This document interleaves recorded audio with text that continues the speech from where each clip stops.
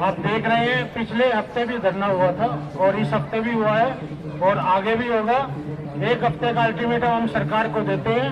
अगर हमारी पॉलिसी हरियाणा की तरह पॉलिसी की डिमांड की गई है जिसमें 60 साल के लिए हमें कार्यरत किया जाएगा, बीच में कभी हटाया नहीं जाएगा।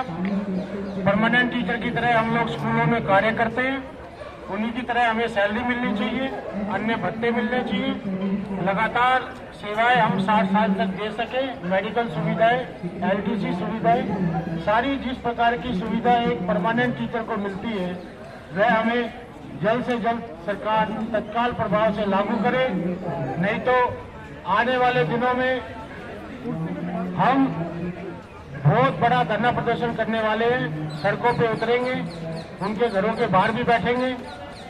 हम एक हफ्ते का समय देते हैं। हमारी जो सैलरी की फाइल है जल्द से जल्द तत्काल प्रभाव से उसको जल्द से जल्द सभी अधिकारियों को बोल करके, एलजी साहब बोले, आतिशी मैडम बोले, उसको लागू करें। ये हमारे काम में इतने सालों से, इतने वर्षों से रुकावट क्यों आई हुई, इसका क्या कारण है, वो कारण भी ढूंढे और जल्द से जल्द हमारे कार्य को करे। ये मैं उनको एक हफ्ते का समय और देता हूं। अगर वो ऐसा नहीं करते हैं, उनको अगर वो हमारा कार्य करते भी हैं तो हम उनका समर्थन भी करेंगे। जो हम अतिथि अध्यापकों का कार्य करेगा वही दिल्ली पे राज करेगा, ये बात बिल्कुल सत्य है। सभी मीडिया वाले सुन लें और ये आवाज ऊपर तक पहुंचा दें।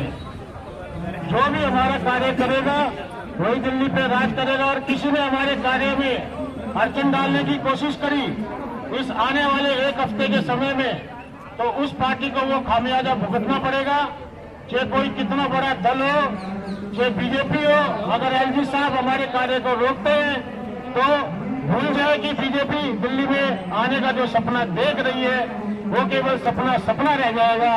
क्योंकि हरियाणा में बीजेपी आने के बाद लोगों ने बड़ा ही गुस्सा जताया है कि हमने बहुत बड़ी गलती कर दी है, क्योंकि बहुत से कार्य ऐसे थे वो वैसे के वैसे ही रह जाएंगे। 5 साल ऐसे ही वो कार्य करके चले जाएंगे। पर फिर भी हम बीजेपी पार्टी को भी कहते हैं आप हमारे कार्य में सहयोग करें।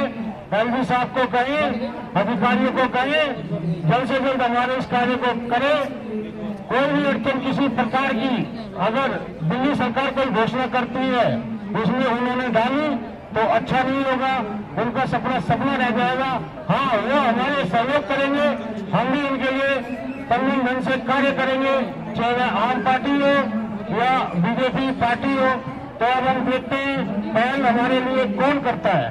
जो हमारे लिए पहल करेगा हम उसका सम्मान करेंगे और उसके लिए कार्य भी करेंगे। तो अतः मैं यही कहना चाहूंगा साथियों, ये धरना आज बहुत बड़ा होना था, पुलिस की परमिशन सीमित थी, इसलिए हमने मैसेज को ज्यादा वायरल नहीं किया। और आने वाले समय में आप देखिएगा अगर हमारा कार्य नहीं हुआ एक हफ्ते के अंदर तो अब बड़ा ही विशाल प्रदर्शन सीएम हाउस, पूर्व सीएम दिल्ली के अरविंद केजरीवाल जी के घर के बाहर धरना देंगे। उसके बाद हम फिर आतिशी मैडम के यहाँ धरना देंगे। हमें अपना कार्य इलेक्शन से आचार संहिता लगने से पहले होना चाहिए, नहीं तो ये बेसिक इलेक्शन मत लगना। कोई भी विधायक हो, चाहे वो बीजेपी का हो या जो मंत्री हो, बेसिक इलेक्शन मत लगना। उनका सपना रह जाएगा तीसरी बार विधायक बनने का। तो मैं फिर यह चेतावनी देना चाह रहा हूँ। चेतावनी मैंने 3-4 बार दे दी है। जब भी हमने धरने की तरफ रुख करा है, दीपावली से पहले 27 अक्टूबर को न्यूज पेपर में मैं भारत में मैंने निकलवाया था कि काली दीपावली गैस टीचर की बनाएगी। कोई सैलरी में बढ़ोतरी नहीं, केवल मात्र 18 दिन की सैलरी दीपावली वाले महीने में गैस टीचर को मिली। क्या उससे त्योहार सुनते हैं, बच्चों का खर्चा है, स्कूल फीस है, इतनी छुट्टियां आ जाती है, वेतन कट जाता है, कितनी बड़ी समस्या है। ऐसा आखिर क्या है इसमें कि हमारी सैलरी नहीं बढ़ पा रही है। पूरे दिल्ली के बजट का 25% मुख्यमंत्री, पूर्व मुख्यमंत्री अरविंद केजरीवाल जी कहते हैं हमने शिक्षा को दे रखा है। तो उस बजट में से हमारी सैलरी क्यों नहीं बढ़ोतरी करके हमें दे दी जाए। जल्द से जल्द।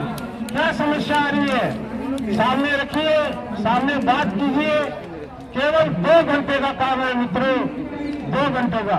2 घंटे का समय उनको समझ में नहीं आ रहा है तो हमें से सलाह ले ले कैसे होगा। हम बता देते हैं, क्या पता उनको कोई अधिकारी, उनको कोई IAS